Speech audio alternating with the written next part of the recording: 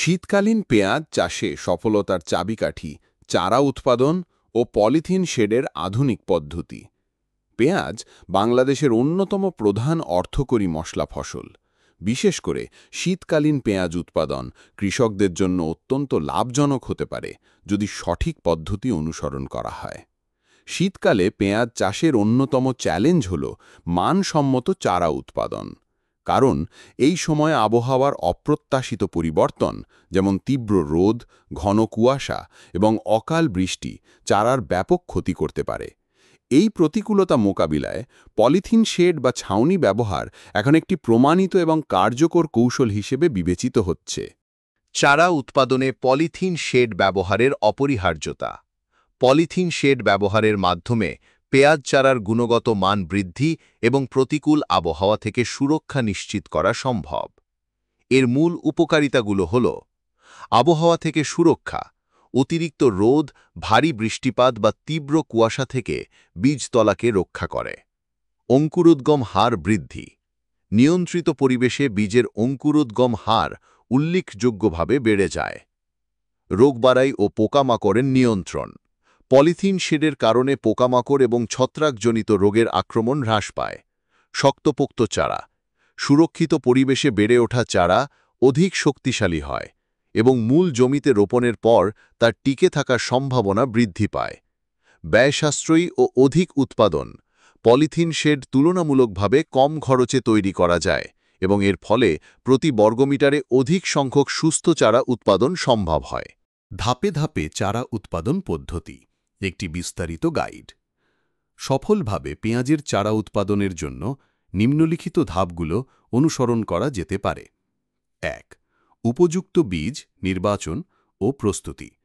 জাত নির্বাচন: উচ্চ ফলনশীল এবং রোগ প্রতিরোধী জাত, যেমন বাড়ি পেঁয়াজ ১, বাড়ি পেঁয়াজ ২, বাড়ি পেঁয়াজ ৩, তেহারি, বাড়ি পেঁয়াজ ৪, বাড়ি পেঁয়াজ ৫, পিঙ্কি, রানী প্রভৃতি নির্বাচন করুন। বীজের আর্দ্রতা: বীজ বপনের পূর্বে বীজ রোদে শুকিয়ে আর্দ্রতা ৮ থেকে ৯% নামিয়ে আনুন। এটি বীজের অঙ্কুরোদ্গম হার ৮০ থেকে ৯০% পর্যন্ত নিশ্চিত করতে সাহায্য করে। বীজ শোধন: ছত্রাকজনিত রোগ থেকে চারাকে রক্ষা করার জন্য প্রতি লিটার পানিতে ৩ গ্রাম হারে অনুমোদিত কার্বেন্ডাজিম, যেমন ব্যাভিস্টিন, নইন, অটোস্টিন জাতীয় ছত্রাকনাশকে বীজ শোধন করে নিন। বীজকে দ্রবণে ভিজিয়ে রেখে শুকিয়ে নিন। ২. বীজতলা প্রস্তুতি। বেডের আকার: ১ মিটার প্রস্থ এবং প্রয়োজন মতো দৈর্ঘ্যে উঁচু বেড তৈরি করুন। বেডের উচ্চতা ১৫ থেকে ২০ সেমি হলে ভালো হয়। মাটি ও সার প্রয়োগ: প্রতি ১০ বর্গমিটার বেডে ১০ থেকে ১৫ কেজি ভালোভাবে পচানো গোবর সার অথবা কম্পোস্ট, ২০০ গ্রাম ইউরিয়া, ২০০ গ্রাম টিএসপি এবং ১০০ গ্রাম এমওপি সার মাটির সাথে ভালোভাবে মিশিয়ে দিন।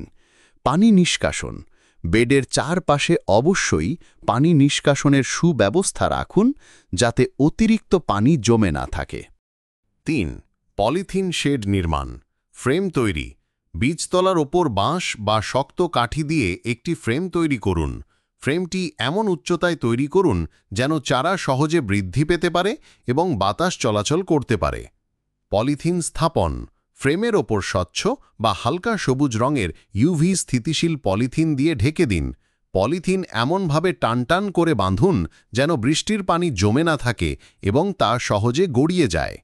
বাতাস চলাচল: পলিথিন শেডের দুপাশে বা অন্তত এক পাশে ১.৫ থেকে ২ ফুট ফাঁকা রাখুন বা সহজে খোলা বন্ধ করার ব্যবস্থা রাখুন যাতে শেডের ভেতরে পর্যাপ্ত আলো বাতাস চলাচল করতে পারে।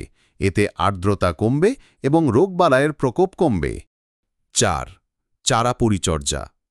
অঙ্কুরোদ্গম: বীজ বপনের ৩ থেকে ৫ দিনের মধ্যে সাধারণত অঙ্কুরোদ্গম শুরু হয়।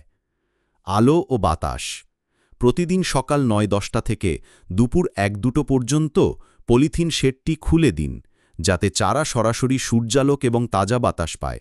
এতে চারা শক্তপোক্ত হবে। সেচ: মাটির আর্দ্রতা বজায় রাখতে ঝর্ণা সাহায্যে হালকাভাবে পানি দিন। অতিরিক্ত পানি দেওয়া থেকে বিরত থাকুন। পোকামাকড় ও রোগ দমন। নিয়মিত চারা পর্যবেক্ষণ করুন। যদি কোনো পোকামাকড় বা রোগের লক্ষণ দেখা যায় তবে অনুমোদিত কীটনাশক বা ছত্রাকনাশক সঠিক মাত্রায় প্রয়োগ করুন। পাতলাকরণ। চারা যদি খুব ঘন হয়ে যায় তবে কিছু চারা উঠিয়ে পাতলা করে দিন, যাতে প্রতিটি চারা পর্যাপ্ত আলো ও পুষ্টি পায়। রোপণযোগ্য চারা প্রস্তুতি। সাধারণত বীজ বপনের 25-30 দিনের মধ্যে চারা 10 থেকে 12 সেমি লম্বা হলে এবং 3-4টি পাতা বের হলে মূল জমিতে রোপণের উপযোগী হয়। মূল জমিতে রোপণের আগে চারা উত্তোলন করে মূল শেকড় পরিষ্কার করুন এবং হালকা পানি দিয়ে সতেজ রাখুন। রোপণের আগে চারাগুলোকে ধীরে ধীরে বাইরের পরিবেশের সাথে খাপ খাইয়ে নিতে দিন, যাকে হার্ডেনিং বলে। সতর্কতা: পলিথিন শেড তৈরির সময় বাতাস চলাচলের পর্যাপ্ত ব্যবস্থা রাখুন। অতিরিক্ত আর্দ্রতা ছত্রাক রোগের কারণ হতে পারে। বৃষ্টির সময় শেডের উপর পানি জমলে নিয়মিত অপসারণ করুন। প্রতিদিন চারা পরিদর্শন করুন এবং কোনো অস্বাভাবিকতা দেখলে দ্রুত ব্যবস্থা নিন।